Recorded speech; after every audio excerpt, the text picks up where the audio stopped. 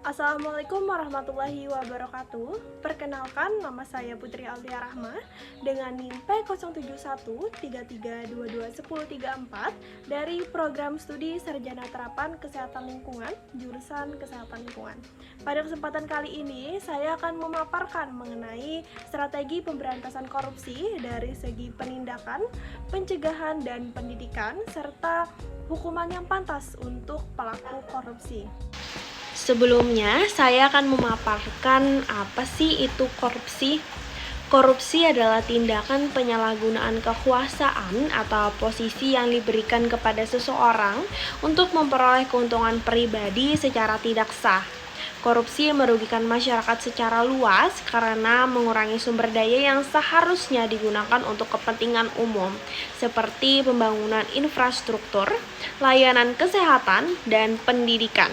Selain itu, korupsi juga dapat merusak sistem politik dan hukum sebuah negara serta menghambat pertumbuhan ekonomi dan pembangunan berkelanjutan. Pemberantasan korupsi merupakan tantangan yang kompleks dan dapat dilakukan dengan konsep Trisula yang mengacu pada pendekatan 3 serangkai yang meliputi 3 strategi utama: penindakan, pencegahan, dan pendidikan. Pertama, penindakan. Trisula pertama dalam pemberantasan korupsi adalah penindakan. Ini mencakup upaya untuk menegakkan hukum dan mengadili pelaku korupsi secara tegas dan adil. Pelaku korupsi yang efektif memerlukan lembaga penegak hukum yang independen dan kuat, serta sistem peradilan yang transparan dan akuntabel. Contoh pertama, peningkatan independensi lembaga penegak hukum seperti KPK agar dapat melakukan penyelidikan dan penegakan hukum secara efektif tanpa adanya intervensi politik atau tekanan dari pihak-pihak tertentu.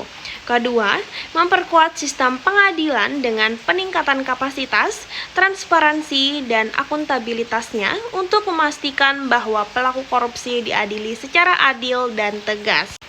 Ketiga, memberlakukan hukuman yang tegas dan efektif bagi pelaku korupsi sebagai bentuk penegakan hukum yang efektif dan pencegahan melalui efek jera. Kedua, pencegahan. Trisula kedua adalah pencegahan. Pencegahan korupsi meliputi langkah-langkah untuk mencegah terjadinya tindakan korupsi dengan memperkuat sistem pengawasan, peningkatan transparansi dan akuntabilitas, serta membangun budaya organisasi yang menjunjung tinggi integritas dan etika.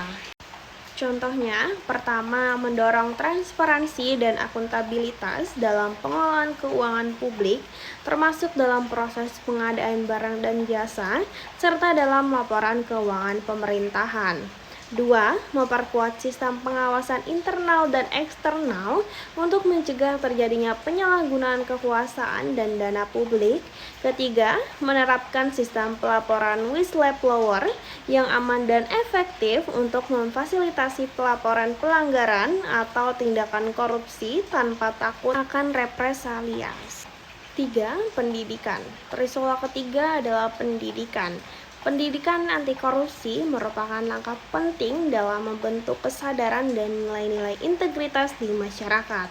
Ini mencakup edukasi anti korupsi di sekolah-sekolah, integrasi materi anti korupsi dalam kurikulum pendidikan, serta penyuluhan dan kampanye publik tentang bahaya korupsi dan pentingnya partisipasi aktif dalam pemberantasan korupsi.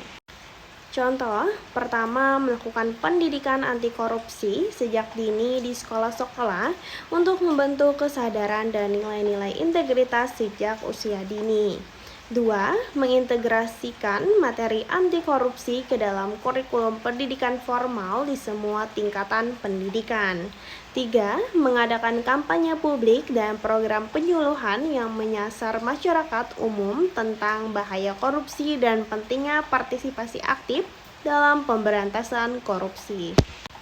Hukuman yang pantas untuk pelaku korupsi haruslah sejalan dengan seriusnya kejahatan yang dilakukan dan harus memiliki efek jera yang kuat untuk mencegah tindakan korupsi di masa depan.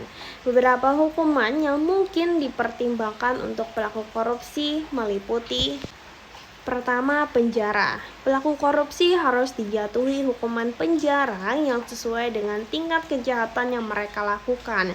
Lamanya masa tahanan harus mencerminkan kerugian yang disebabkan oleh tindakan korupsi tersebut. 2. Denda. Selain hukuman penjara, pelaku korupsi juga harus dijatuhi denda yang signifikan. Denda ini harus cukup besar untuk memulihkan sebagian dari kerugian yang ditimbulkan akibat tindakan korupsi. 3. Konfiskasi aset. Pelaku korupsi harus kehilangan kekayaan yang diperoleh secara tidak sah melalui tindakan korupsi. Aset yang diduga diperoleh dari korupsi harus disita oleh negara dan digunakan untuk kepentingan umum atau untuk mengganti kerugian yang ditimbulkan. 4. Pelarangan dari jabatan publik. Pelaku korupsi harus dilarang untuk menjabat dalam posisi pemerintahan atau publik lainnya di masa depan sebagai sanksi tambahan atas tindakan korupsi mereka. Dan terakhir, sanksi sosial. Pelaku korupsi juga harus menerima sanksi sosial yang berarti seperti kehilangan reputasi, pengucilan dari masyarakat, dan penurunan status sosial. Sekian pemaparan dari saya dan terima kasih. Mohon maaf apabila terdapat kesalahan ataupun kekurangan dalam pemaparan ini. Wassalamualaikum warahmatullahi wabarakatuh.